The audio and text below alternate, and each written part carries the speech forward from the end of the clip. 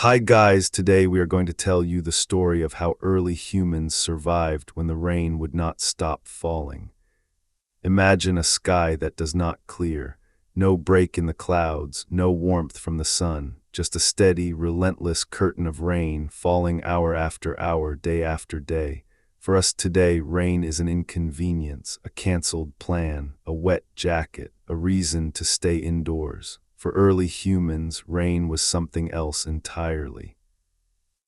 It was a force that shaped every decision, every movement, every breath they took. It determined whether a fire lived or died, whether food was found or hunger lingered, whether a day passed safely or did not. Tonight, we are going to step back tens of thousands of years to a time when there were no houses, no roofs, no forecasts, no clocks. A time when humans lived at the mercy of the land and the sky. We are going to walk through a single long stretch of rain as an early human group might have experienced it.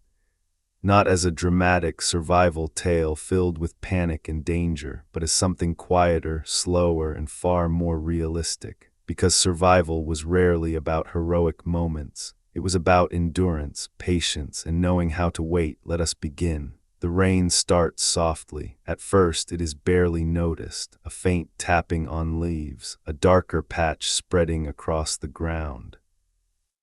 The air cools just enough to feel different on the skin. Early humans would recognize this change instantly, not with fear but with awareness. Rain had a smell, a sound, a feeling in the wind. They had learned over generations how to read it.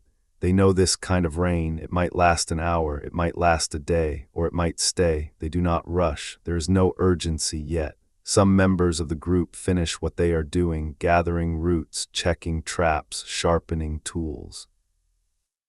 Others glance toward the sky, watching the clouds move slowly, heavily, as if dragging themselves across the horizon.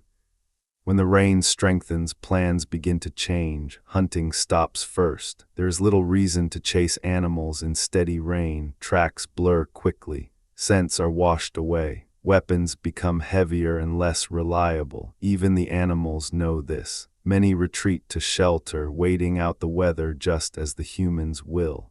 Instead, the group begins to drift back toward shelter. Shelter does not mean a house. It means a place that has proven itself before. A shallow cave, a rock overhang, a dense stand of trees that breaks the wind. These places are remembered carefully, passed down through experience rather than maps. They are not perfect, but they are known. By the time the rain becomes heavy, most of the group is inside. The ground outside darkens into mud. Water begins to flow in thin streams, finding low places, carving temporary paths through the soil. The sound of rain fills the air, constant and enveloping. It is not dramatic, it is steady. And that steadiness is what matters. Inside the shelter, movement slows. One of the most important things early humans learned long before agriculture, long before permanent settlements, was when not to move. Energy was precious. Wet ground stole heat. Cold seeped into muscles, so rain often meant stillness. People sit close together. Body heat matters now. Animal skins are adjusted, pulled tighter around shoulders. Dampness is uncomfortable, but they are used to discomfort. What matters is avoiding dangerous cold, especially for children and the elderly. And then there is the fire. If the group has a fire, everything revolves around it. The fire is kept toward the back of the shelter, where rain cannot reach it. Stones are arranged carefully. Someone tends it constantly, feeding it slowly, carefully. Not too much fuel, not too little. Wet wood smokes more than it burns, so they choose the driest pieces they have saved, because they did save them. This is something many people misunderstand about early humans. They were not thoughtless wanderers reacting moment to moment. They planned within limits. Dry wood was protected. Fire was respected. Losing it was not a small setback. In some environments, it could be catastrophic. As the rain continues, the fire becomes more than warmth. It becomes the center of the day. Tools are brought closer. A dull stone blade is slowly sharpened, stroke by stroke. A cracked spear shaft is repaired with sinew and resin. These are quiet, repetitive tasks, perfect for long hours spent waiting. Children watch, they always watch. This is how knowledge moves forward, not through lessons, but through presence, through repetition, through seeing the same motions performed over and over again while rain falls outside. Food is not eaten immediately. This might surprise you. Early humans did not snack constantly. They did not eat out of boredom. If fresh food was available, it was eaten when appropriate. If not, hunger was tolerated. The group likely has something stored: dried meat, fat, rich marrow, bones, nuts gathered days or weeks before. These foods are not abundant, but they are sufficient, enough to get through a day, maybe two. If the rain lasts longer, rations are adjusted. There is no argument, no debate. This, too, is learned behavior.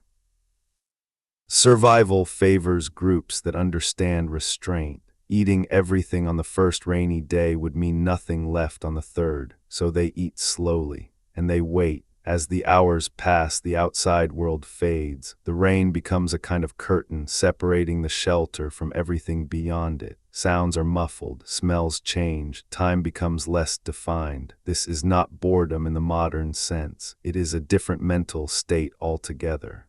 The mind settles, stories begin to emerge. Someone speaks softly, not loudly, not to command attention, but simply to fill the space. They tell of a hunt from long ago, of an animal that escaped, of a place they once traveled. These stories are not entertainment alone. They carry memory, lessons, geography, warnings. In this way, rain preserves knowledge. When movement stops, memory speaks. As night approaches, the rain does not stop. Darkness comes early when clouds cover the sky. The fire's glow grows more important. The shadows dance across stone walls. Outside, water continues to fall unseen but ever present.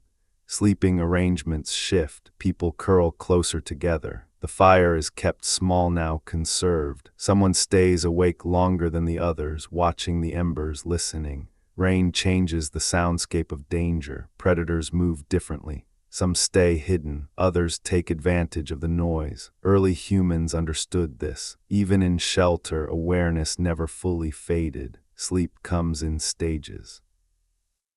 Short periods of rest, light sleep, waking, listening, adjusting. This is how the first day of rain ends, but the rain does not stop in the morning. When dawn comes, it is gray and quiet. The world feels smaller. The entrance to the shelter frames nothing but falling water and blurred shapes beyond. There is no rush to leave. This is perhaps the most important thing to understand about early humans. They did not measure productivity the way we do.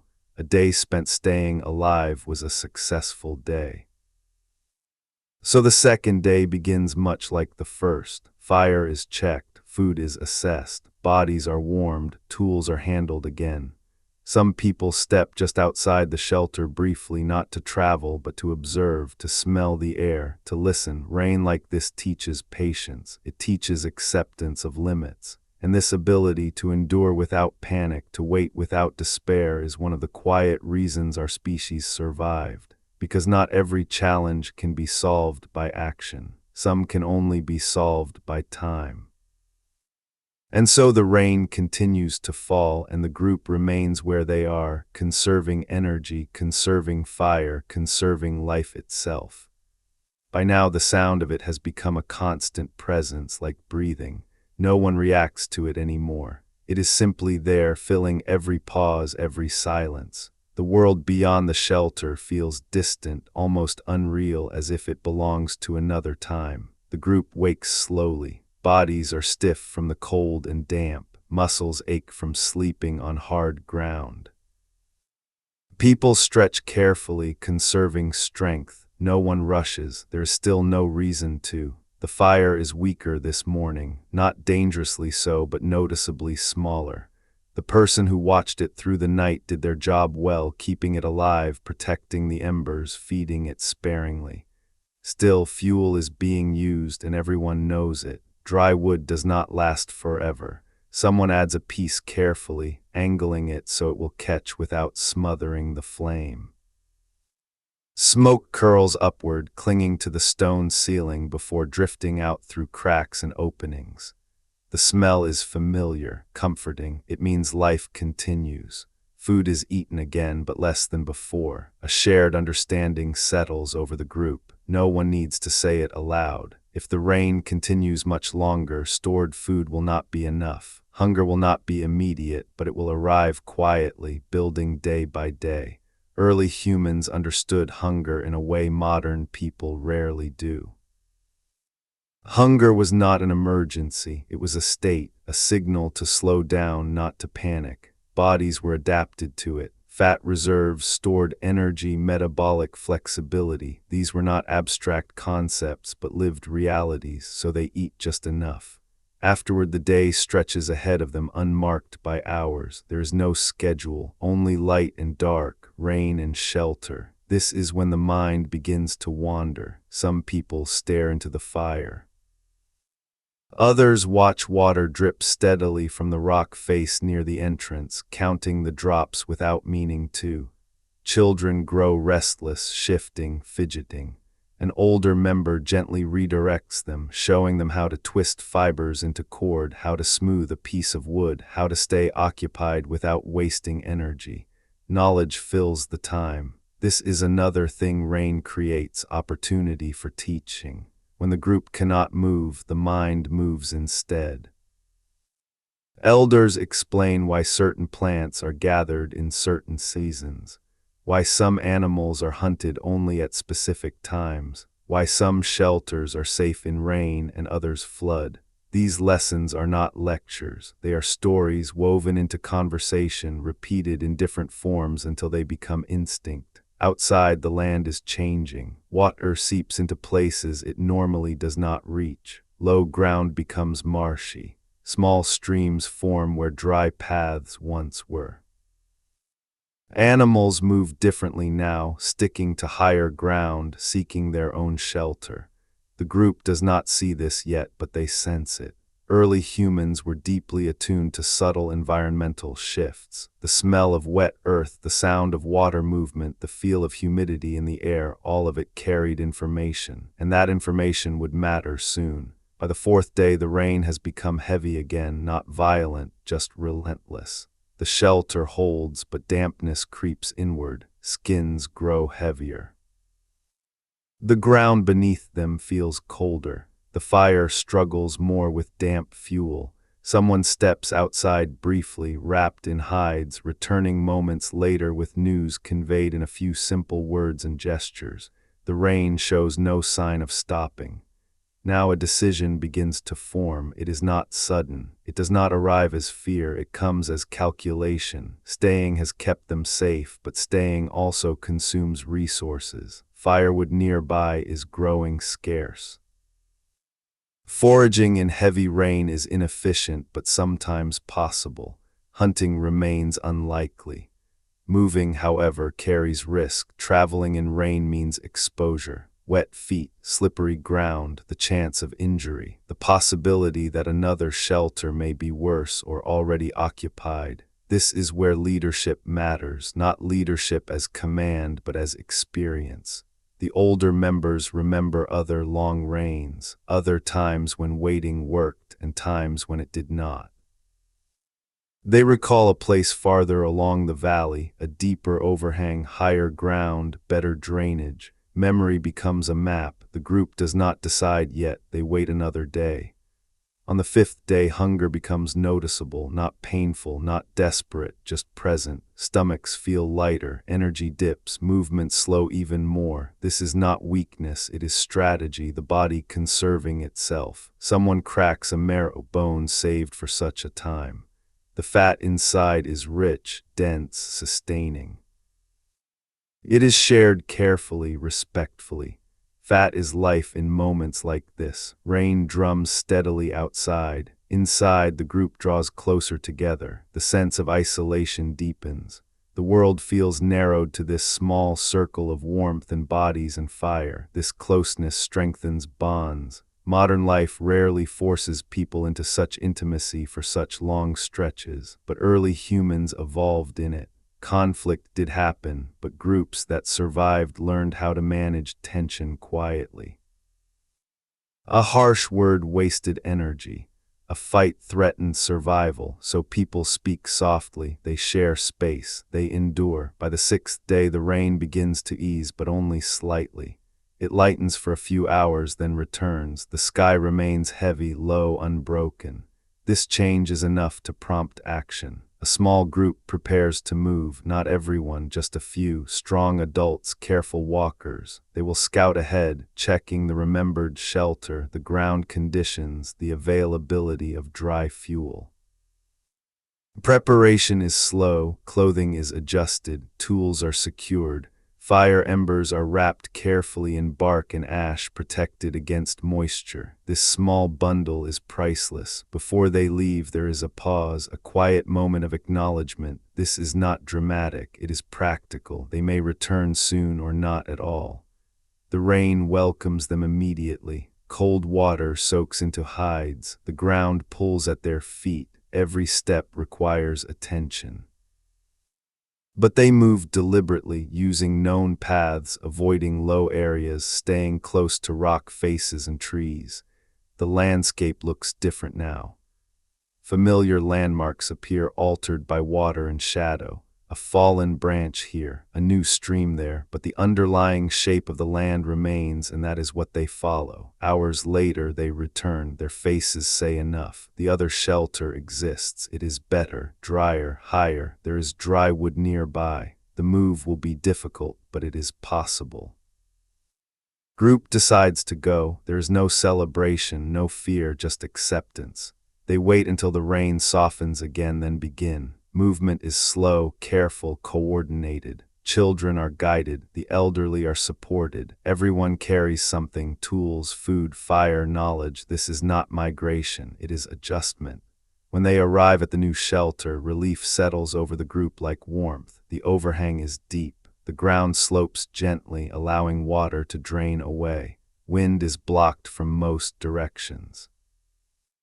It is not perfect, but it is enough. Fire is restarted. The embers glow, then flame, then steady warmth. Smoke rises. Life stabilizes again. Food is reassessed. Remaining supplies are enough to last a little longer. Foraging may be possible soon, even in rain, now that better ground surrounds them. That night sleep comes easier. The sound of rain continues, but it feels different now, less oppressive, more distant. The group has adapted again, as they always have. This is how early humans survived long stretches of rain, not through constant action, not through strength alone, but through patience, memory, restraint, and the ability to change course quietly when needed. The rain may continue for days more, but so will they. The rain ends without announcement. There is no sudden break, no dramatic clearing of clouds. It simply weakens. The steady drumming softens into scattered drops. The sound that had filled every moment for days begins to thin, like a breath slowly released. At first, no one moves. Early humans did not trust sudden changes. They had learned that false calm often returned to storm, so they wait, they listen, they smell the air. The fire continues to burn low and steady as it has every day. Outside the shelter, water still falls from leaves and stone. Drips echo long after the sky itself has quieted. The ground remains dark, saturated, heavy with moisture. Only after a long while does someone step forward. They move to the edge of the shelter and look out. The sky is still gray, but lighter now.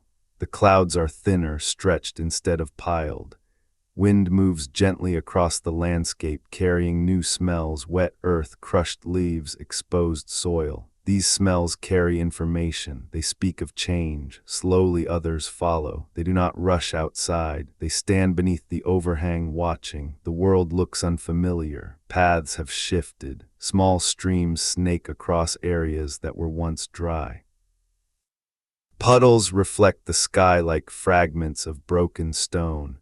This moment, right after prolonged rain, is one of the most dangerous and most important times because everything has changed. The group knows this. The land is softer now. Footing is uncertain. Hidden holes lie beneath shallow water. Branches weakened by days of moisture may break without warning, and animals long sheltered will soon begin to move again. The day unfolds cautiously. No one runs, no one scatters. Instead, a few individuals begin slow inspection. They test the ground with sticks. They trace familiar routes, comparing memory with reality. They check nearby trees for fallen limbs, scan for signs of animal movement, listen intently. Firewood is collected carefully. Wet wood dominates the landscape now, but not all wood is equally soaked. Fallen branches that were sheltered beneath dense foliage may still be usable. Rotten wood is avoided. Dense hardwood is prized. This search takes time. Early humans understood that rushing to rebuild resources after rain often caused injury. A twisted ankle, a deep cut, a fall, these were not minor inconveniences. They could become fatal. So caution governs every movement. Back at the shelter, others prepare for what comes next. Stored food is nearly gone now. Enough remains for one more careful meal, maybe two. The rain has protected the group, but it has also delayed replenishment.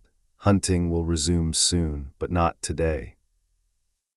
After heavy rain, animals move cautiously as well. Some trails remain washed out, others are freshly marked. The land is noisy with dripping water masking sound.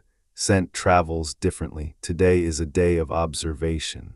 People sit near the entrance, watching the landscape slowly awaken. Birds begin to return first. Their calls are tentative at first, then more confident. Insects emerge in waves, drawn by moisture and warmth. This tells the group something important.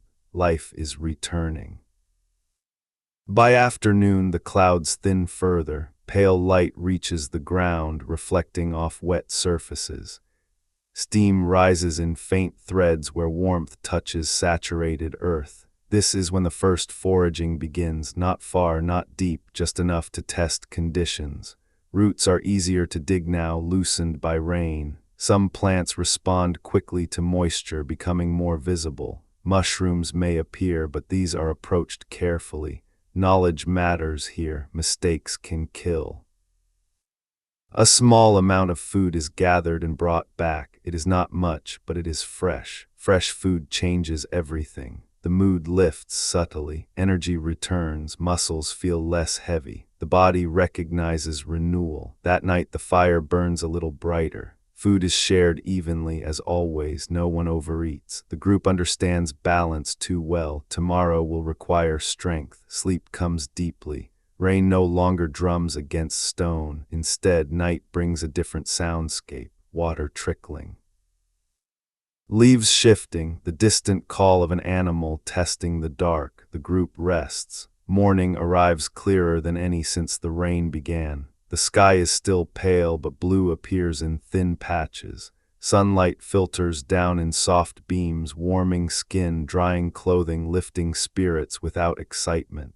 This is the day movement returns. Hunting parties prepare. Weapons are inspected carefully. Sinew bindings are checked for weakness caused by dampness. Stone points array secured. Bows are tested gently. Nothing is assumed to be ready just because it was before the rain. Experience has taught them better. The hunters move out slowly, following higher ground first. They avoid marshy areas. They read the land as they go, and the land speaks clearly now. Fresh tracks appear where rain has softened the soil. Hoof prints, paw marks, signs of animals returning to forage, to drink, to travel. This is opportunity, but also risk. Predators hunt after rain too. The group spreads slightly, not far enough to lose sight, but far enough to increase awareness. Silence dominates. Every sound matters again. Hunting after long rain requires patience. Animals are cautious. They know the land has changed. Familiar routes may be flooded. Smells are stronger, linger longer. The air feels heavier. Eventually, a decision is made, a target is chosen. The hunt unfolds not as a chase, but as a quiet convergence. Hunters guide the animal toward firmer ground, away from slippery slopes. Movement is controlled, breath is steady. When it ends quickly. The animal falls. There is no celebration, only relief. Food is secured, life continues. The group works efficiently now. The animal is processed carefully. Meat is divided, fat is preserved, bones are saved. Nothing is wasted. Some of the meat will be eaten soon. Some will be dried or smoked, depending on conditions.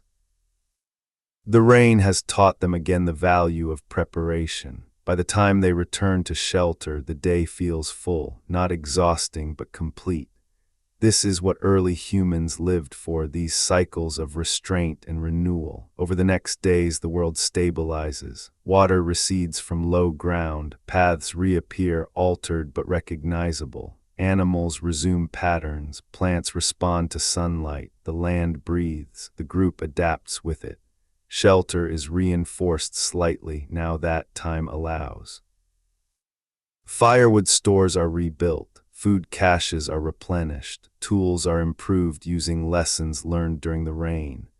Children explore again, guided but free. Elders watch, satisfied. The rain becomes a memory, but not a forgotten one. It is spoken of in stories. The long rain, the time we waited. These stories carry practical meaning. They remind the group where to go, what to save, how long patience can last. This is how knowledge survives, not in writing, not in records, but in shared experience. The rain also changes the group internally. Trust deepens, cooperation is reinforced. Those who remained calm during hunger earn quiet respect. Those who remembered shelters are listened to more closely. Leadership evolves naturally, shaped by survival rather than status.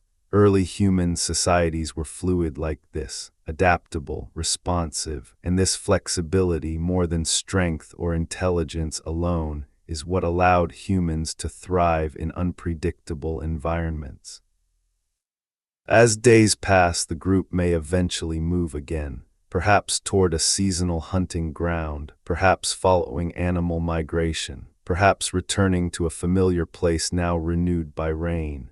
Movement resumes not as escape but as continuation. The rain did not defeat them, it trained them. It reminded them of limits, of balance, of the necessity of waiting. Modern minds often imagine early human life as constant struggle, constant danger, but much of it was this, quiet endurance. Careful adjustment, long stretches of stillness followed by measured action. The rain forced them to slow, and in slowing they survived. The rain leaves something behind, not just wet ground or altered paths, but a deeper imprint, one that settles quietly into the body and mind. As the days after the storm pass, the group moves again, but they do so differently. Subtly, almost imperceptibly, experience has adjusted them. This is how early humans were shaped. Not by single dramatic events, but by repetition, by cycles of waiting and acting, by long stretches where nothing could be done except endure.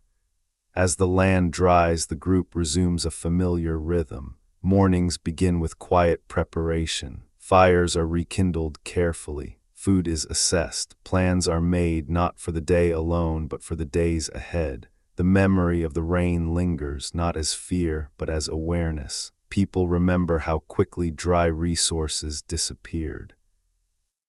How shelter mattered more than movement. How hunger crept in slowly, not violently. These memories do not sit in words, they sit in muscle, in instinct, in the way hands move when preparing food, in how eyes scan the sky each morning.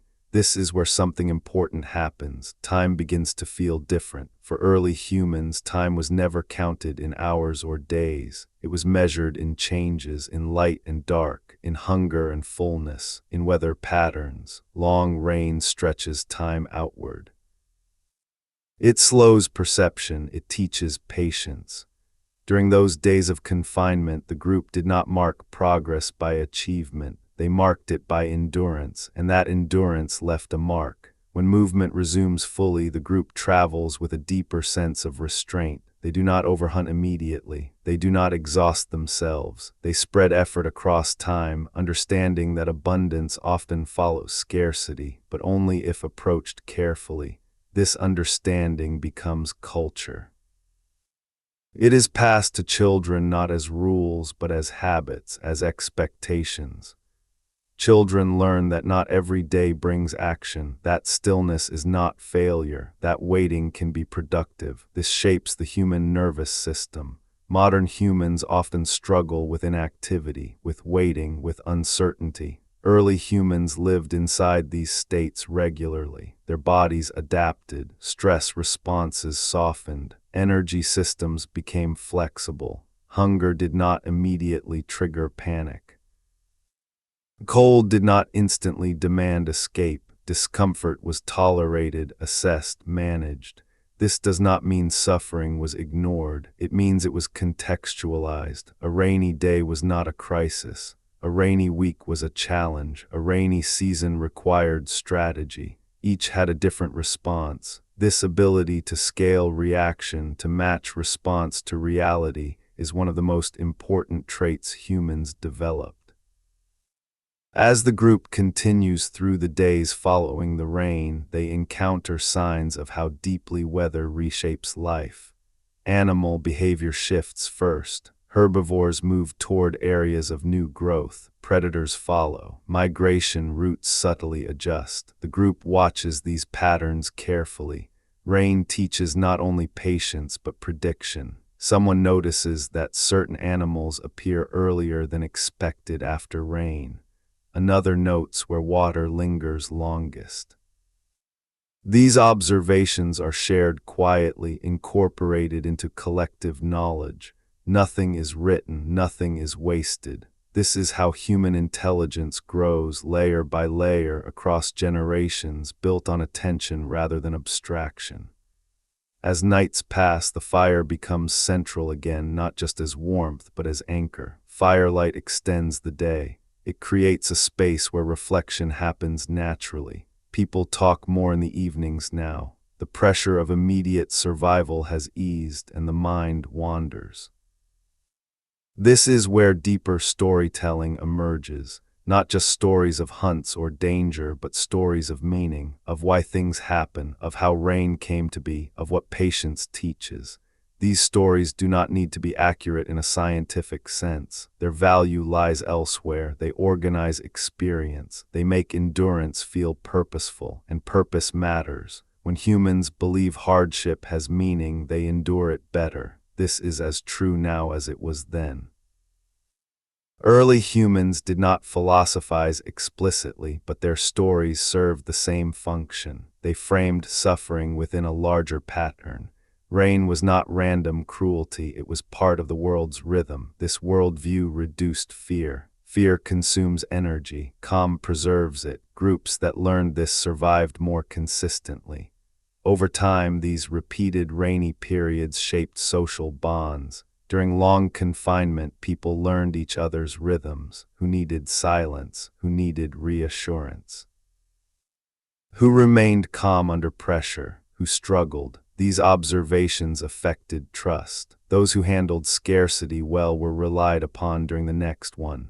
Those who panicked were guided, corrected, or in some cases left behind over generations. This is not cruelty, it is selection. Human groups that could not regulate emotion under stress did not endure unpredictable environments. Emotional stability became as important as physical strength. Rain taught this lesson repeatedly. It stripped away distraction, it forced people together, it revealed character.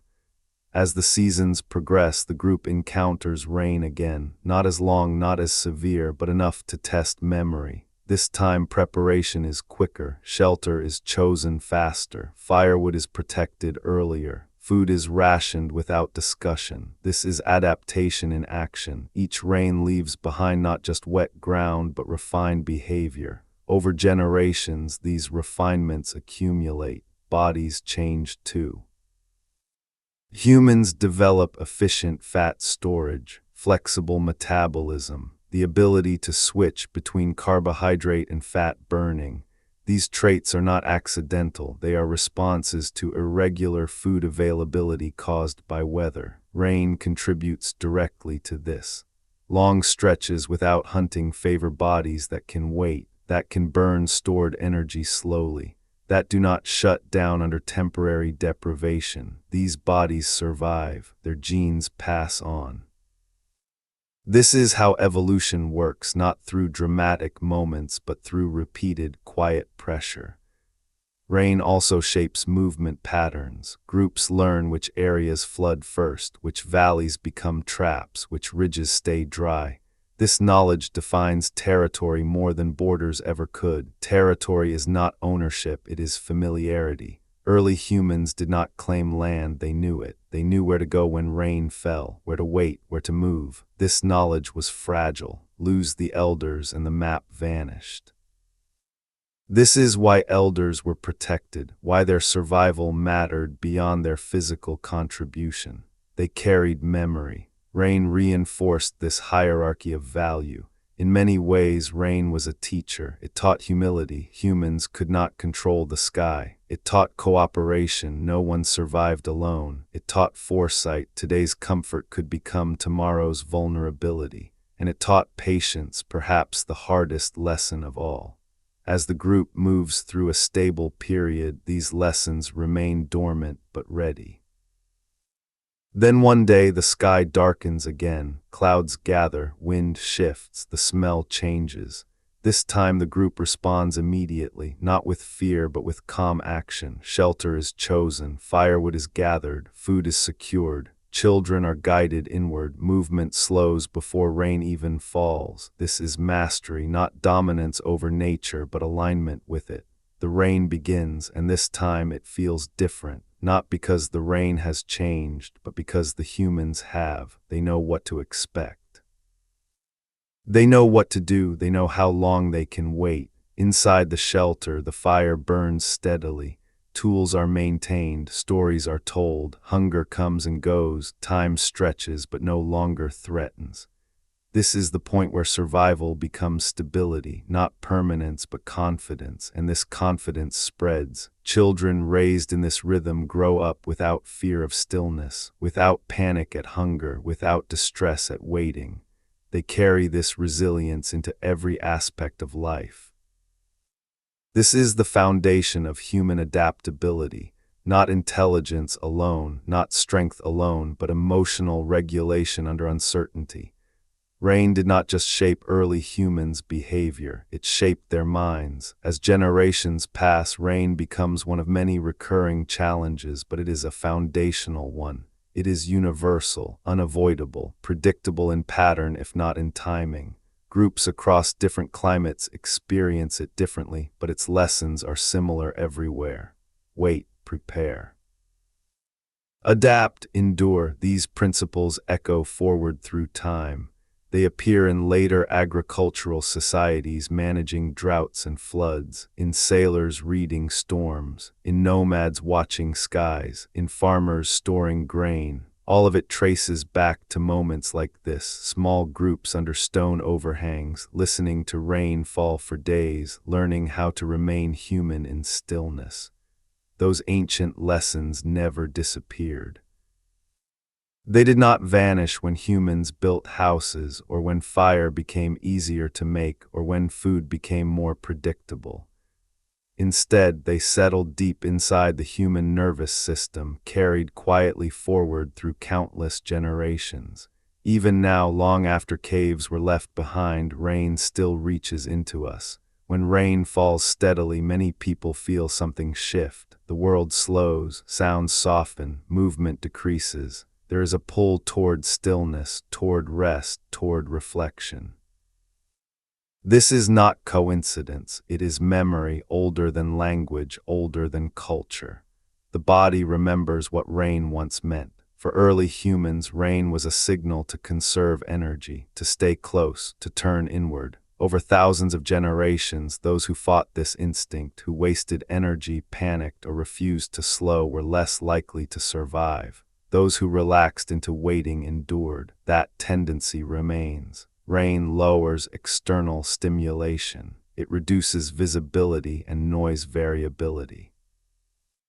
It creates a predictable, steady soundscape. The brain interprets this as safety, a time to pause. This is why rain so often feels calming. It is why people sleep more deeply during storms, why conversations soften, why thoughts drift more easily. The nervous system recognizes rain as a condition where outward action decreases and inward regulation increases.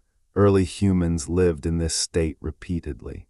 During long rains, the body shifted into conservation mode, heart rate slowed. Energy expenditure dropped, attention narrowed. This allowed survival during food scarcity and reduced movement. Modern humans still carry this response, but now instead of helping us survive, it often conflicts with our environment. We are expected to remain productive regardless of weather, to move at the same pace, to maintain the same output, but the body does not forget its older rules. When rain falls, the ancient system activates. This mismatch creates tension. Some people feel drowsy. Others feel introspective. Some feel unmotivated without knowing why. These are not flaws, they are echoes. Early humans also experienced this shift mentally. During long periods of rain-induced stillness, the mind learned to occupy itself without external stimulation. This is where imagination, memory, and inner narrative developed. Modern humans call this daydreaming. In early humans, it was rehearsal, replaying hunts, reimagining landscapes, remembering paths, anticipating danger. All done internally while the body remained still. This ability to simulate experience without movement was a powerful advantage. It allowed learning without risk. Rain created the conditions for this mental evolution. Today we experience this as wandering thoughts during quiet moments, as reflection during still weather, as creativity sparked by solitude. Rain still opens this door, but modern life often blocks it. Screens fill the silence. Artificial light extends the day. Schedules ignore weather. The ancient rhythm is interrupted. This interruption contributes to stress.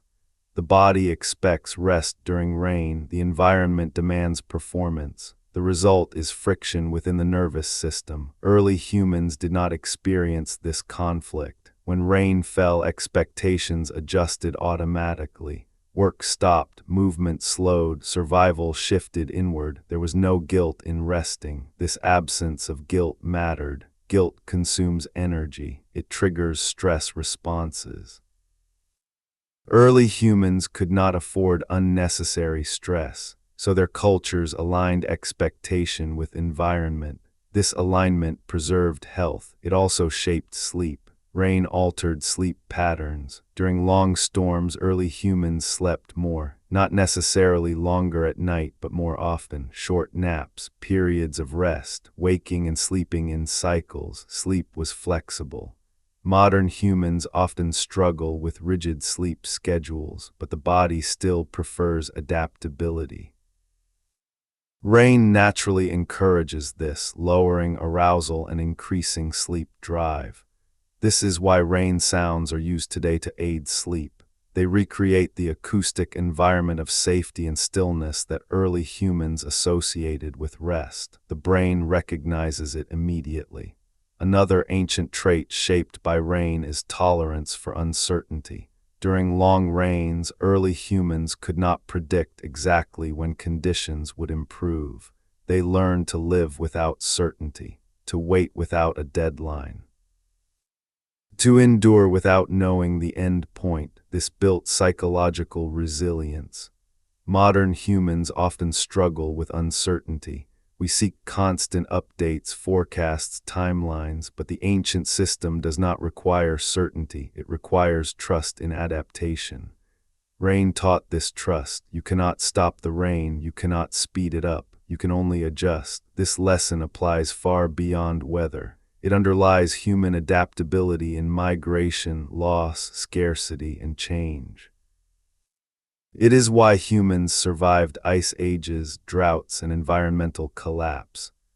Rain was a training ground for uncertainty. It also shaped social behavior deeply. During long rains, early humans were forced into close proximity. Personal space disappeared, privacy was limited, cooperation was not optional. This pressure selected for social tolerance. Humans who could regulate irritation, manage conflict quietly, and maintain group harmony were more likely to survive prolonged confinement.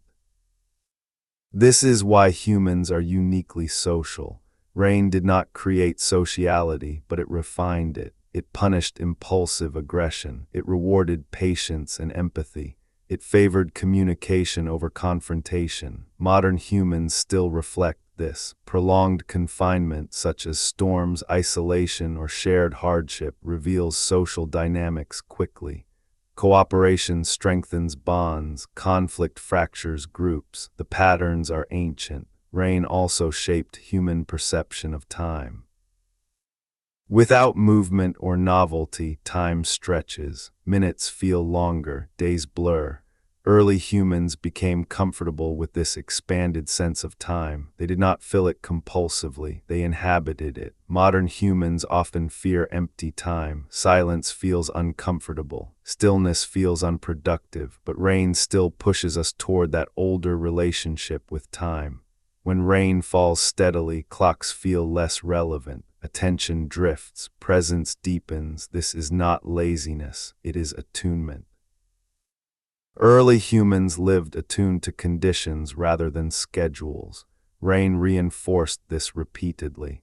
This attunement carried forward into seasonal awareness. Humans learned to sense subtle changes, humidity shifts, pressure changes, cloud movement. These abilities still exist. Many people feel rain before it begins, a heaviness, a headache, a shift in mood. The body senses environmental change faster than the conscious mind.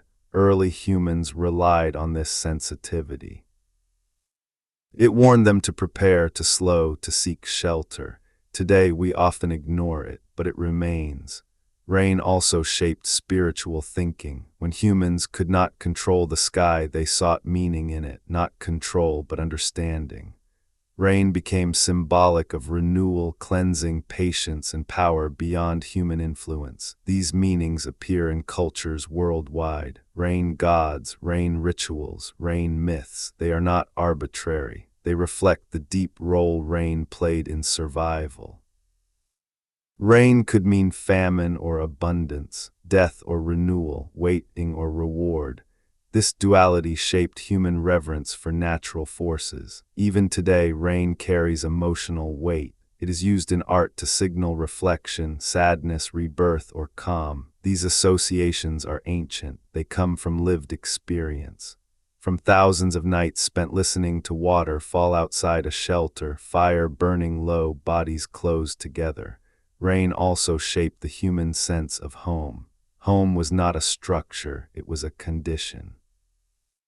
Warmth, dryness, fire, togetherness. Rain clarified this distinction. A place was not home because it was familiar, it was home because it protected.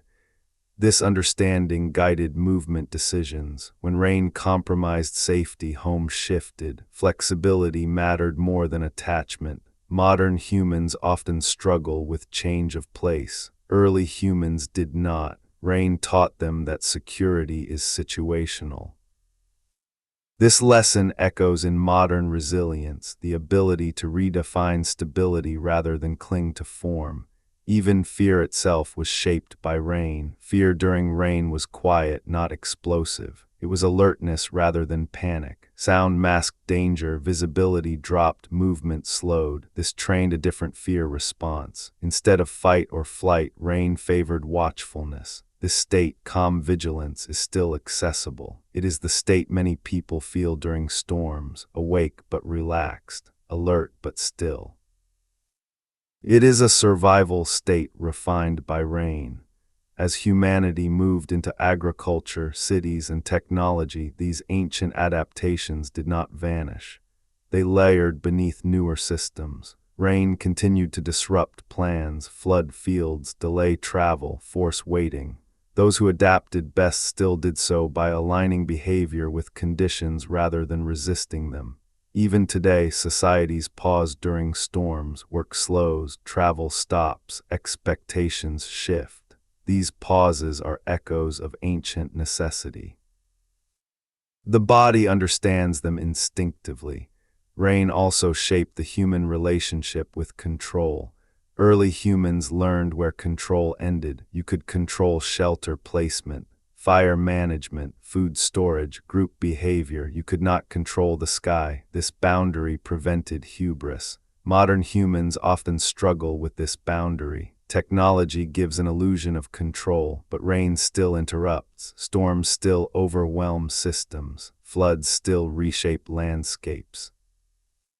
When that happens, the ancient lessons resurface. Slow down, wait, adapt, work with conditions, not against them. These are not new ideas, they are ancient ones, and they live inside us still. As rain continues to fall across the world today, it does more than water the land. It activates memory. It invites rest. It reminds the nervous system of a time when waiting was not failure, but wisdom. This is why rain feels different from other weather. It does not demand action. It permits stillness. It gives permission to pause. Early humans survived because they accepted this permission. They did not fight the rain, they lived with it, and in doing so they shaped a species capable of patience, reflection, cooperation, and endurance. When rain falls through the night, something ancient stirs. The darkness feels deeper but also safer. The world beyond shelter grows quieter, muted by water. Sharp sounds soften. Distant movement disappears into the steady hush. For early humans, this change mattered profoundly. Night was the most dangerous time. Predators hunted then. Visibility vanished. Firelight became the only boundary between safety and the unknown. Every sound carried meaning. A snapped branch could signal death. A sudden silence could be worse, but rain changed the night. It dulled sound, it masked scent, it slowed movement. Many predators avoided heavy rain, conserving energy just as humans did. The night became less hostile, less sharp. Early humans learned this. They slept differently when it rained. Sleep came more easily, not because danger disappeared, but because the balance shifted. The constant sound of rain created a kind of protective veil. It made the night feel contained. Fire burned lower, bodies pressed closer, breath synchronized, the group rested. This was not deep, unbroken sleep as we imagine it today. It was layered, cyclical, periods of rest punctuated by brief waking moments. Someone always remained semi-aware, listening even through the rain. But overall, rain nights were calmer, and calm allowed the nervous system to drop deeper. This is where dreaming changed. Early humans dreamed before rain, of course, but rain altered the quality of dreams. With reduced external threat, the mind wandered more freely. Dreams grew longer, more narrative, more symbolic. This mattered. Dreams were not dismissed. They were discussed, reflected on, interpreted through shared understanding. Not as prophecy necessarily, but as meaning-making. During rain-bound nights, dreams often drew from memory, past hunts, lost places, ancestors, animals, water itself. The mind replayed experience, reorganized it, strengthened learning. Modern neuroscience calls this memory consolidation. Early humans lived it. Rain created ideal conditions for it. The steady sound of rainfall acted as a regulator. It reduced sudden noise spikes. It kept the brain from snapping into alertness. This allowed longer periods of deeper sleep, even if fragmented. Those who slept better during rain recovered better. Their immune systems strengthened. Their injuries healed more effectively. Their minds stayed clearer. This mattered in environments where recovery time was rare. Rain, paradoxically, offered rest. That rest shaped human sleep architecture. Even today, rain sounds increase slow-wave sleep. The body recognizes the pattern. It lowers cortisol. It allows melatonin to rise. This response is not learned, it is inherited. Early humans who slept well during rain survived better. Their children inherited nervous systems tuned to the same signals. Over time, rain became associated not only with waiting, but with restoration. This association deepened. When movement stopped during rain, the body shifted inward, digestion slowed, energy redirected, healing processes activated, muscles repaired, minor injuries closed, fatigue lifted. Rain was recovery time. Modern humans often struggle to allow recovery. We override fatigue. We ignore signals, but the body still responds to rain by asking for rest. This is why people feel sleepy on rainy days. It is not laziness, it is ancient wisdom. Early humans honored it because they had no choice. Sleep during rain also reinforced bonding. Shared vulnerability deepened trust. Sleeping close was not comfort, it was survival. Body heat mattered. Awareness was shared. This closeness built emotional regulation. Children learned safety through proximity. Adults learned responsibility through vigilance. The group learned rhythm together. Rain nights strengthened this rhythm. Firelight flickered softly against stone. Shadows moved slowly. The rain outside created a boundary, a wall of sound separating inside from outside. This inside space became sacred, not in a religious sense, but in a functional one. It was where life paused safely. This sense of interior safety shaped the human concept of shelter far beyond physical protection. Shelter became emotional refuge. Even today, rain on a roof triggers a sense of being held, contained, protected. That feeling began in caves under overhangs beneath thick canopies. Dreams during rain often carried water imagery. Rivers, floods, falling, floating. These were not always frightening. Often they were neutral, even soothing. Water represented movement without effort, change without struggle. The unconscious mind processed rain as transformation. Rain washed away scent trails, it erased footprints, it reset the land. The mind mirrored this. Rain dreams often reorganized identity. Roles, relationships. Early humans may not have articulated this, but they felt it. After long rains, people often emerged subtly changed, calmer, more cohesive, more focused. Rain reorganized the group psychologically. This effect accumulates over generations. Human sleep patterns evolved to accommodate environmental disruption. Flexibility became key. The ability to sleep lightly when needed, deeply when allowed. Rain signaled permission to lower guard slightly. This permission was never total, but it mattered. The balance between vigilance and rest defines survival. Rain shifted that balance. Over thousands of years, this pattern shaped circadian rhythms. Humans became adaptable sleepers, capable of segmented sleep, of napping, of resting opportunistically. This adaptability persists. Modern sleep struggles often arise when this flexibility is denied.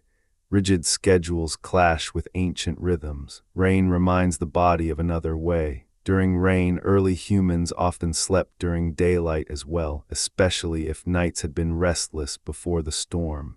The day became dimmer, cooler, quieter. Sleep spread across time. This reduced exhaustion. Children napped naturally. Adults rested when possible. No one judged this.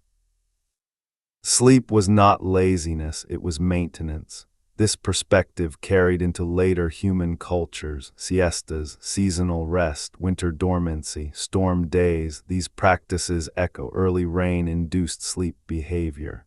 Modern society has stripped many of these away, but the body still expects them. This mismatch creates fatigue. Rain nights also influenced emotional processing. When external stimuli decreased, internal emotions surfaced: grief, memory, fear, hope. In the quiet, these emotions were shared more openly. Stories told at night during rain often addressed loss, past deaths, close calls, lessons learned. This sharing regulated emotion. Unexpressed emotion creates tension. Rain provided the time and safety to release it. Modern therapy mirrors this process. Quiet, safety, reflection. Rain offered all three naturally. Children listening to these nighttime stories learned emotional resilience. They learned that fear could be spoken, that loss was part of life. That endurance mattered. These lessons shaped emotional maturity. Rain also influenced dreaming as a rehearsal for uncertainty. Dreams simulated danger safely. Floods, chases, darkness, falling. The brain practiced responses without risk. This prepared early humans for real threats. Rain amplified this function by reducing external input and allowing the dream world to deepen. Even now, people report more vivid dreams during storms. The mechanism is ancient. Over time, rain became associated not only with sleep, but with inner life. It invited introspection. Modern humans still feel this pull. During rain, people journal, reflect, think differently. This is not cultural coincidence. It is biological inheritance. Rain carved a space for inner experience in human evolution. Without rain, early humans would have been constantly outward-facing, always scanning, always moving. Rain forced inwardness. Inwardness allowed imagination. Imagination allowed planning beyond the present moment. This is critical. Planning requires mental simulation.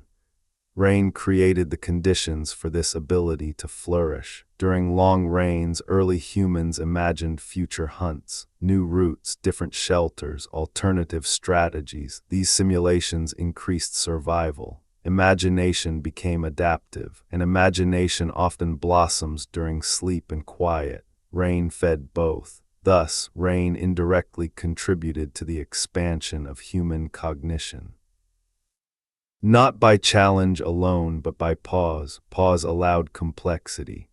This is a counterintuitive truth. We often think pressure drives evolution, but rest does too. Rain balanced pressure with pause. It prevented constant stress from burning systems out. This balance is essential. Modern humans live in a state closer to constant dry season, constant activity, constant stimulation. Rain days feel different because they reintroduce balance. They slow the world enough for the nervous system to recalibrate. This is why people crave rainy nights, why rain sounds are played artificially, why storms feel cleansing. These responses are not sentimental, they are survival memory. Rain once meant a chance to sleep, a chance to heal, a chance to dream. Early humans depended on this, and we still do, though we have forgotten how to listen. Rain did more than slow the body and quiet the mind. Over time, it began to shape something even larger, shared meaning. When early humans gathered together through long stretches of rain, they did more than wait. They noticed patterns. They remembered sequences. They began to connect events across time. Rain became not just weather, but a signal, a marker in the flow of life. This is where ritual began, not ritual as ceremony, but ritual as repetition with meaning. When the rain arrived, certain things happened every time. Fires were moved deeper into shelter. Food was rationed more carefully. Movement slowed. Stories were told at night. Sleep patterns changed. These responses repeated again and again across generations. Repetition creates expectation. Expectation creates structure. Structure creates culture. Rain helped carve time into recognizable segments. Before the rain, during the rain, after the rain, each phase had its own behaviors, emotions, and lessons. This segmentation of experience was crucial. Without calendars, clocks, or writing, early humans still needed a way to organize memory.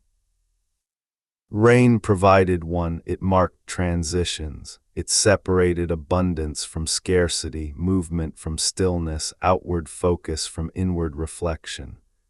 Over time, these transitions gained symbolic weight. The start of rain meant retreat, protection, togetherness. The end of rain meant emergence, renewal, opportunity. These meanings did not require language to exist. They were felt, lived, passed down through behavior rather than explanation. Children learn them simply by being present. This is how ritual forms through embodied repetition. As rain cycles repeated over years, they aligned with other natural rhythms. Seasons shifted. Animal migrations followed predictable patterns. Plants responded to moisture and sunlight. Rain became part of a larger system of signals. The human mind began to connect these signals. Rain preceded growth. Growth preceded abundance. Abundance preceded movement. These connections shaped early seasonal awareness. Even before agriculture, humans understood seasons not by dates but by sequences of events. Rain was often the hinge point. This awareness laid the groundwork for later seasonal rituals. But even before ritual became formalized, rain created shared pauses. Shared pauses are powerful. When an entire group stops moving at once, attention turns inward collectively. Thoughts slow together, emotions synchronize. The group enters a shared mental state. This state deepens bonds.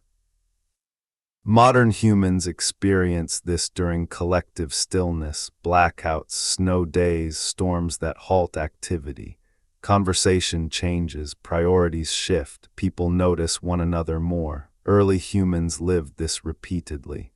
Rain forced synchronization. This synchronization built cohesion. Groups that moved and rested together survived better. Rain made that coordination unavoidable. Over time, this coordination became identity. We are the people who wait here when the rain comes. This sense of we is foundational to culture. Rain also shaped early moral frameworks. During scarcity caused by rain, selfishness was punished by reality. Hoarding created imbalance. Conflict weakened the group. Cooperation preserved life. These outcomes were not philosophical, they were immediate. As a result, behaviors that supported group survival during rain became valued. Sharing, patience, calmness, restraint. These values were reinforced every time rain returned. Over generations, they became moral expectations. Children learned what behavior was acceptable not through abstract rules but through lived consequence. Rain taught ethics through necessity.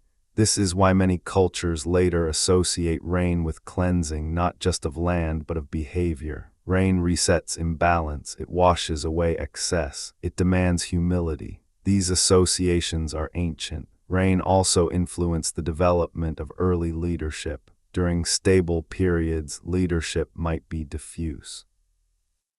During rain, experience mattered more.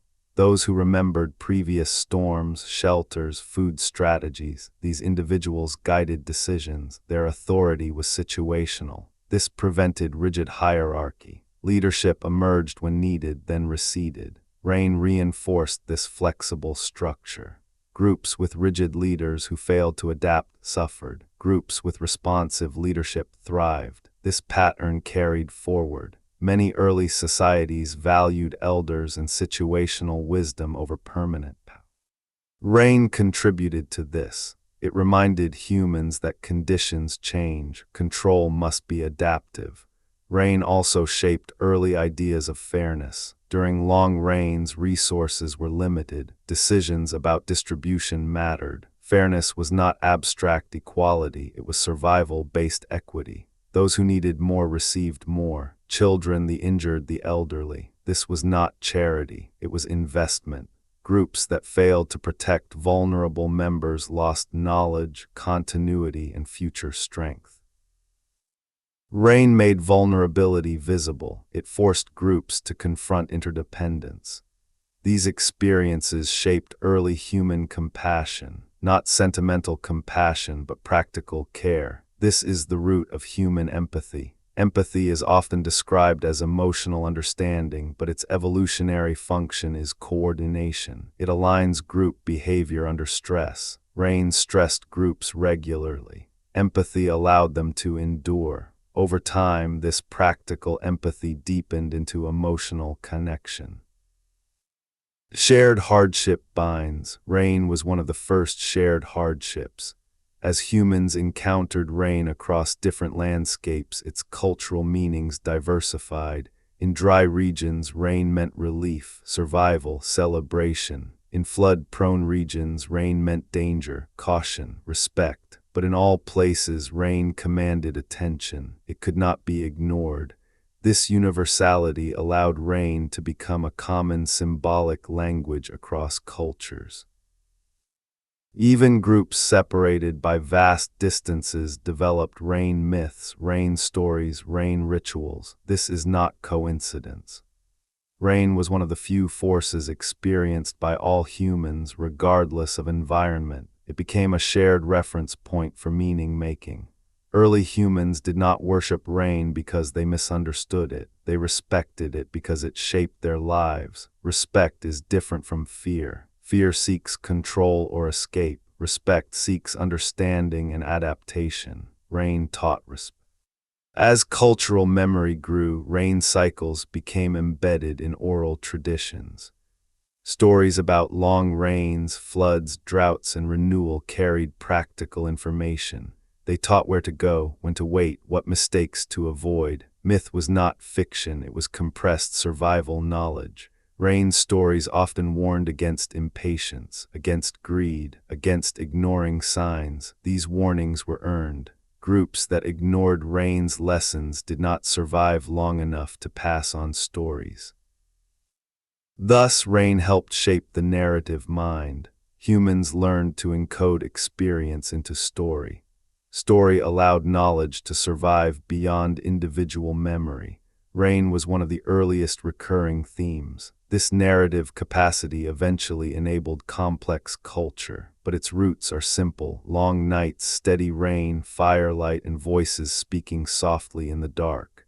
Rain also shaped the sense of continuity across generations. When elders spoke of previous long rains, they connected past to present. The children learned that current hardship had been survived before. This created hope. Hope is not optimism, it is memory. Rain made memory essential. Modern humans often lack this deep temporal connection. We experience hardship as isolated events. Early humans experienced them as cycles. Rain reinforced this cyclical worldview. Everything returns, hardship passes, preparation matters. This worldview reduced despair. It strengthened resilience. Rain also influenced the earliest sense of sacred space. Shelters used during rain gained special significance. They were places of survival, teaching, bonding, and rest. These places were remembered, returned to, protected. This is the seed of sacred geography. Certain caves, overhangs, groves became meaningful not because of supernatural events, but because they preserved life during rain. Later, these places accrued symbolic meaning. Ritual followed, but the origin was practical. Rain turned places into anchors. This anchoring of memory to location is deeply human. Even today, people associate safety and meaning with places where they endured hardship together. Rain helped create this instinct. As human societies grew more complex, rain rituals became more elaborate, but at their core they retained ancient functions, preparing the group, regulating emotion, aligning behavior with environment. Modern rituals still echo this. Rain ceremonies often involve waiting, quiet reflection, communal gathering. These elements mirror early rain survival behavior. Culture did not arise separate from survival, it emerged from it. Rain was one of its midwives. By repeatedly forcing humans into stillness together, rain created the conditions for shared meaning to grow. Meaning is not created in motion, it is created in pause. Rain provided that pause again and again, across continents, across millennia. And in doing so, it shaped not just how humans survived, but how they understood their place in the world. As human groups slowly moved toward agriculture, rain changed its role, but it never lost its power. For tens of thousands of years, rain had been something humans adapted to. They waited for it, they endured it, they learned its rhythms and shaped their lives around its arrival and departure. Rain was a condition, not a resource to be controlled. Agriculture altered that relationship. For the first time, rain became something humans depended on in a new way, not just for survival in the short term, but for planned abundance in the future. Seeds placed into the ground carried hope and risk. Rain now determined not just whether people could wait safely, but whether their future labor would be rewarded or wasted. This shift changed everything. Early agricultural communities still remembered the old ways. They still knew how to wait. They still understood hunger and restraint. But now waiting had consequences that stretched across seasons, not days. If rain failed to come, crops failed. If rain came too hard, crops drowned. If rain came too early or too late, timing was ruined. The uncertainty that rain had always brought became sharper. For hunter-gatherers, rain delayed action. For early farmers, rain judged decisions. This created anxiety that had not existed in the same way before. Previously, if rain lasted too long, humans waited or moved. Now movement was limited. Fields tied people to place. Storage tied them to past decisions. Rain could no longer simply be endured, it had to cooperate. This was a profound psychological change. The old patience remained, but it was strained. Waiting for rain to end was one thing, waiting for rain to come was another. This anticipation reshaped the human mind. Early farmers watched the sky constantly. They tracked clouds, winds, seasonal signs. The attunement early humans had developed for survival now turned toward prediction. Prediction created expectation. Expectation created fear of failure. Rain became loaded with emotional weight. When rain arrived at the right time, relief flooded communities. Celebration followed, gratitude, feasting. When rain failed, tension grew. Blame appeared, fear spread. This was new. Rain had always been powerful, but now it carried judgment. This is where ritual intensified. Earlier rain-related behaviors were practical. Now they became symbolic appeals. Humans sought not just to adapt to rain, but to influence it. This desire did not come from ignorance. It came from vulnerability. When your survival depends on seeds planted months ago, waiting is no longer passive. It is anxious. Ritual offered a way to act while waiting. Dances, offerings, songs, silence. These were not foolish attempts to control weather. They were emotional regulation tools. They unified communities. They gave people a sense of participation in uncertainty.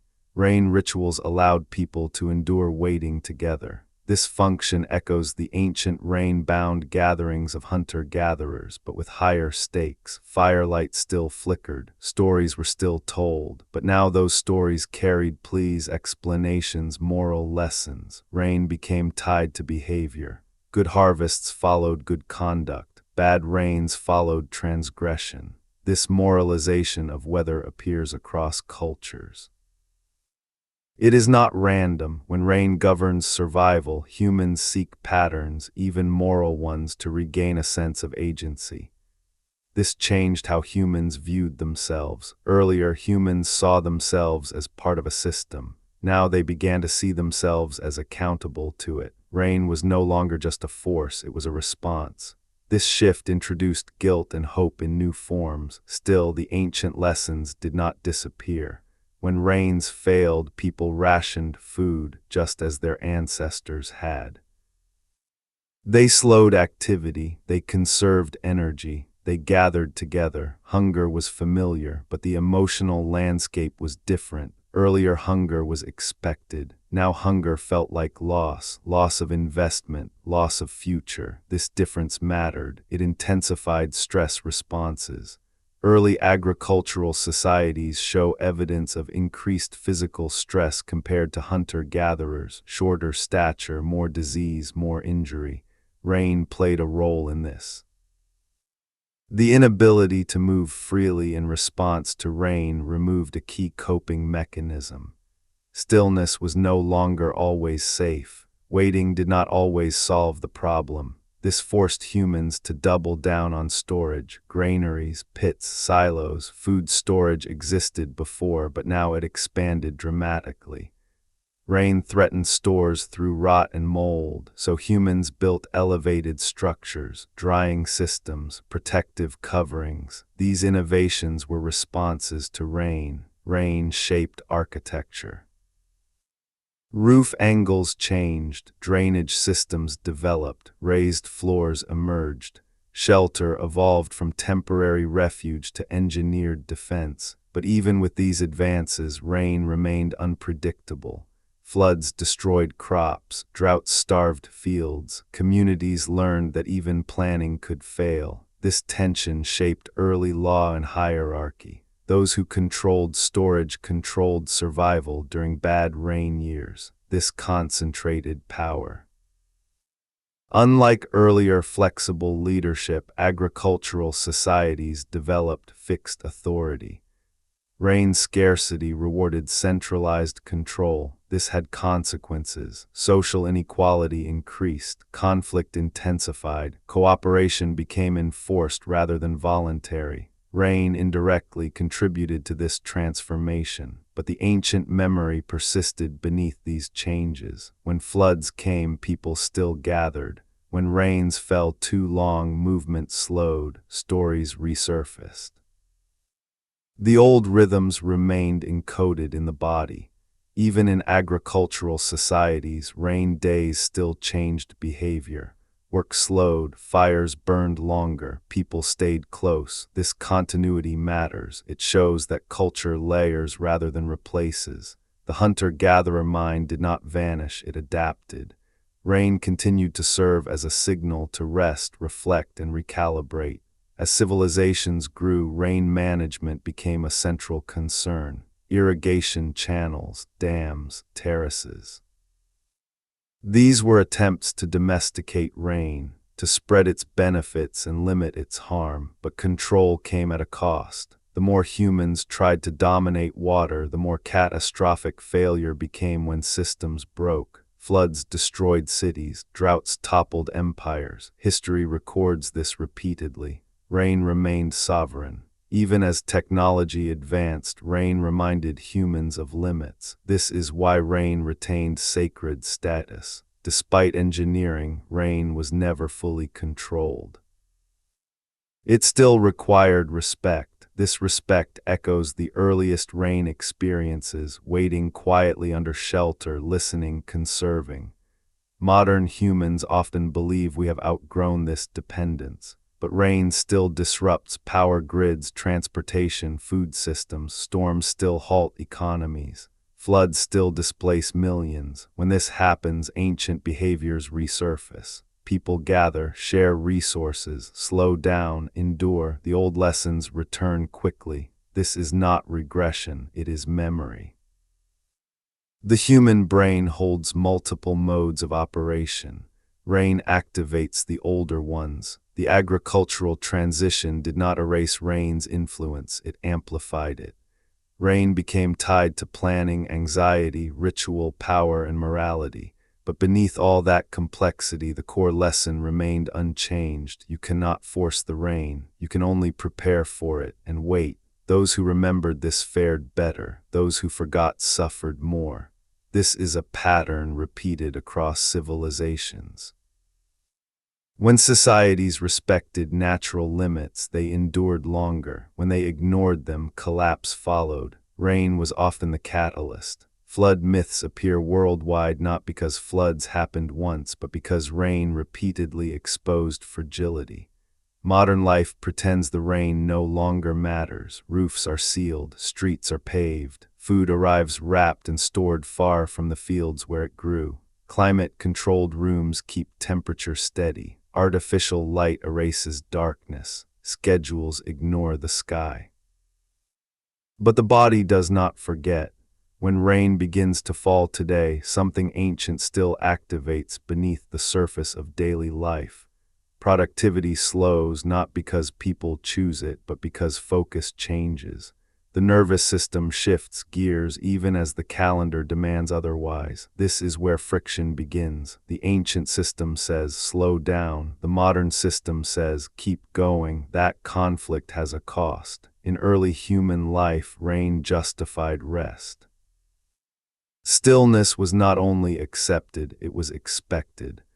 During rain, survival depended on conserving energy, maintaining warmth, and protecting resources. Stress dropped because expectations dropped with it. In modern life, expectations remain fixed. Deadlines do not move for rain. Meetings continue. Workloads persist. The pause rain once granted is denied. The result is chronic stress. The body enters a conservation state while the environment demands output. This mismatch creates exhaustion that feels psychological but is deeply physiological. Rain still signals the nervous system to reduce arousal. Heart rate lowers, muscles relax slightly, attention turns inward. When forced to override this signal repeatedly, the system strains. This contributes to burnout. Burnout is not simply overwork, it is prolonged misalignment between biological signals and external demands. Rain exposes this misalignment clearly. Many people report feeling more tired, foggy, or unmotivated on rainy days. This is often framed as a flaw, a lack of discipline, but from an evolutionary perspective, it is a feature.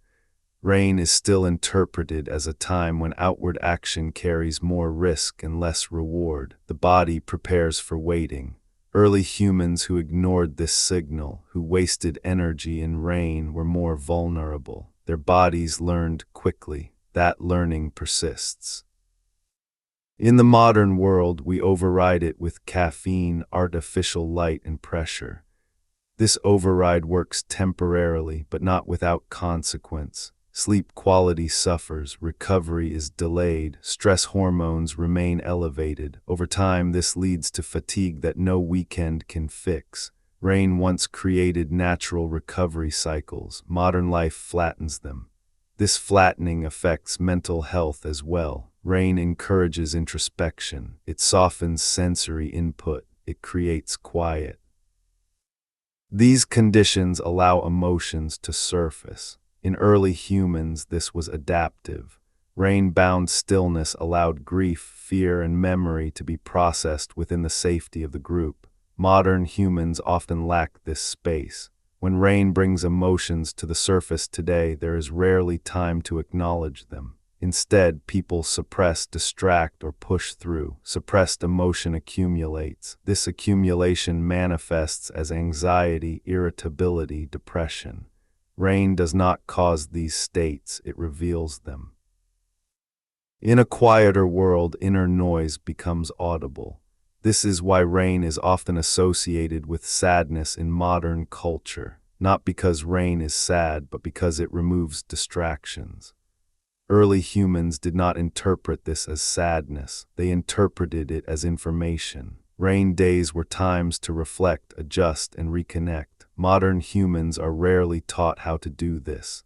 The ancient coping mechanisms, storytelling, communal reflection, shared stillness, have been replaced by isolation and distraction. People retreat into screens rather than into one another. This changes the emotional outcome of rain. What was once regulating becomes destabilizing, but the potential remains. When people allow themselves to slow during rain, to rest, to reflect, to sleep more deeply, many report relief. Creativity increases, insight emerges, emotional clarity improves. These benefits mirror ancient function. Rain is still offering the same gift. Modern productivity culture resists it. This resistance extends to sleep. Early humans slept more during rain, especially in fragmented patterns that allowed recovery.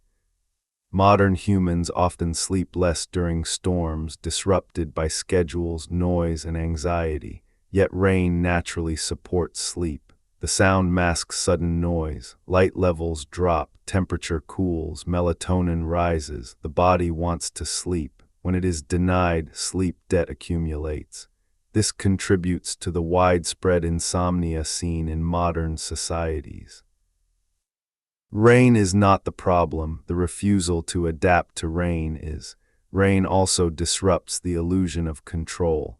Modern systems are built on predictability, timetables, forecasts, optimization. Rain introduces uncertainty, flights delay, traffic slows, plans change. This disruption causes frustration disproportionate to the inconvenience. Why? Because modern humans are less practiced at waiting. Early humans waited often. Waiting was not wasted time, it was survival time. Modern humans equate waiting with inefficiency. Rain exposes this belief. The discomfort many feel during delays caused by weather is not about time lost, it is about identity threatened. Productivity defines worth in modern culture. Rain interrupts productivity. This interruption feels personal. Early humans did not attach identity to output. Identity was relational, belonging, contribution, endurance. Rain threatened output but strengthened belonging. Modern humans experience the opposite. Rain threatens output without strengthening connection. Unless deliberately reclaimed, some modern practices attempt to do this. Rain retreats, quiet days, storm rituals, intentional slowing. These are not new ideas, they are rediscoveries. They attempt to recreate the ancient alignment between environment and behavior. When successful, they reduce stress dramatically. Rain also highlights modern disconnection from the land. Early humans read rain in the soil, plants, animals, and air.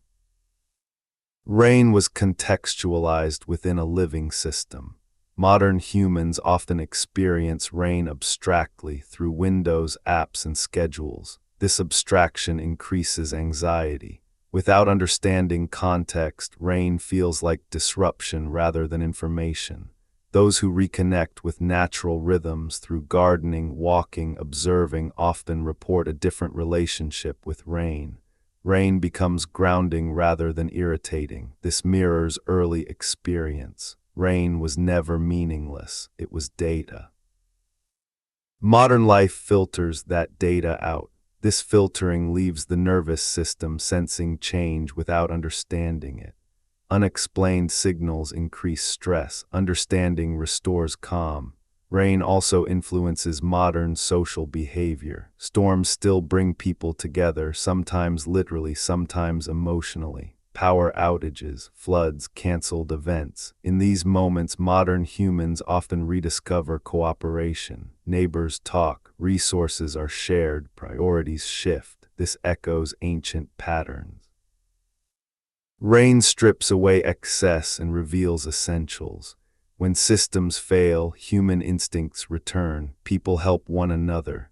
These moments are often remembered fondly despite hardship. This paradox mirrors early human experience. Rain was hard, but it deepened bonds. Modern humans often remember storms not for the damage, but for the togetherness. This is not nostalgia, it is biology. Rain activates social survival mechanisms. When embraced rather than resisted, these mechanisms foster resilience. Rain also exposes inequality. Just as in early agricultural societies, rain affects people differently depending on resources. Those with secure shelter, flexible schedules, and stored food experience rain as inconvenience or calm. Those without experience danger. This disparity mirrors ancient patterns. Early humans addressed this through sharing and protection. Modern societies struggle with it. Rain reveals systemic vulnerabilities. Floods disproportionately affect the marginalized. Droughts threaten those with least buffer. Rain remains a test of collective ethics. How societies respond reflects their values. Early human groups that abandoned vulnerable members weakened themselves. Modern societies face the same choice. Rain has not stopped teaching. The lesson remains: resilience is collective. As climate patterns grow more extreme, rain's role intensifies. Storms become heavier, droughts longer. Unpredictability increases. Modern humans respond with technology, but technology alone is insufficient. Ancient lessons regain relevance: flexibility, patience, conservation, cooperation. These are not outdated survival traits, they are essential. Rain trained humanity in them. Ignoring this training is costly. Embracing it offers guidance. When rain falls today, it still invites a choice: to resist or to align, to push through or to pause, to isolate or to connect. The body knows which choice supports survival. It always has. A single rainy day begins quietly, not with drama, not with urgency, but with a subtle shift. The light outside the window is dimmer than usual. The air feels heavier. Sounds are softened, wrapped in water. Somewhere deep in the body, something notices before the mind does. This is familiar. Even if you have never slept in a cave or waited out a storm with a fire and a small group, your nervous system recognizes this day. It has been here before, thousands of times across thousands of years. Modern life urges you to ignore it, to wake at the same speed, to move at the same pace, to produce at the same level. But beneath that pressure, another rhythm stirs. This rhythm does not demand action, it suggests adjustment. Early humans did not wake to rain and ask how to conquer the day. They asked how to move with it, how to spend less energy, how to protect warmth, how to wait wisely. This is where reconnection begins, not by changing the rain, but by listening to the body's response to it. On a rainy day, the body naturally lowers arousal. Muscles loosen slightly. Breath deepens. The urge to rush weakens. These are not signs of weakness. They are invitations to shift mode. Early humans lived with multiple modes of being. There was movement mode: hunting, traveling, gathering. There was vigilance mode: watching, listening, protecting. And there was conservation mode: waiting, resting, maintaining. Rain reliably triggered conservation mode. Modern humans often lack permission to enter it, but permission can be reclaimed, not by abandoning responsibility, but by changing relationship. A modern rainy day can become what it once was: a boundary, a natural pause, a chance to redirect energy inward without guilt. This begins with expectation. Instead of asking, "How do I push through this day?" question becomes, "How do I adjust this day?" Adjustment might mean slowing transitions, allowing more space between tasks, reducing unnecessary stimulation, eating more deliberately, resting without justification. These are not indulgences, they are alignment. Early humans aligned behavior with conditions instinctively. Modern humans must often do it consciously. Rain offers the opportunity. On a rainy day, attention naturally turns inward. Thoughts wander, memories surface, emotions feel closer. This is not a flaw to suppress, it is information to receive. Early humans used rain-bound time to reflect, not in abstract analysis, but in quiet consideration. What worked, what failed, who needed support, where to go next. Modern humans can do the same. Rain days are ideal for review rather than initiation. Instead of starting new projects, revisit existing ones. Instead of pushing forward, look back gently. Instead of seeking novelty, deepen understanding. This mirrors ancient survival strategy. When the environment limits action, insight becomes the most valuable resource. Rain also invites reconnection with the body. Early humans were deeply embodied. Stillness made bodily signals more noticeable: hunger, fatigue, tension, warmth. Modern humans often override these signals. Rain amplifies them. Listening now can restore balance. Eat when hungry, not when scheduled. Rest when tired, not when allowed. Stretch slowly. Breathe deeply. Let the body recalibrate. This is not regression, it is maintenance. Rain also offers a chance to restore sleep debt. Early humans slept more during rain because it was adaptive. Modern humans can do the same. A nap on a rainy day is not laziness, it is ancient wisdom. Sleep restores immune function, emotional regulation, and cognitive clarity. Rain supports sleep naturally. Honoring this improves resilience. Rain days can also restore connection. Early humans gathered closer during rain. They talked more, shared stories, listened. Modern rain days often isolate people behind screens. This is a missed opportunity. Rain creates conditions ideal for quieter connection. Conversations deepen, distractions lessen, presence increases. Choosing to connect through conversation, shared silence, or simple companionship reactivates ancient social regulation systems. This reduces stress more effectively than productivity ever could. Rain also invites creativity. Early humans used rain-bound time to imagine, to rehearse, to tell stories, to make tools, to plan. Modern creativity thrives under similar conditions. Rain reduces external stimulation, freeing mental space. Ideas surface, patterns connect. Many artists, writers, and thinkers report rain as a catalyst. This is not romanticism, it is neurobiology. Rain shifts brain waves toward states associated with creativity and insight. Resisting this wastes potential. Engaging it renews meaning. Rain can also become a teacher again. Early humans learned directly from rain how water moved where it pooled, how plants responded, how animals behaved. Modern humans can reclaim this attentiveness. Watching rain fall, noticing where it gathers, feeling how temperature shifts, observing how sound changes. This may seem insignificant, it is not. Attention to natural process grounds the nervous system. It restores a sense of belonging within a larger system. This reduces existential anxiety.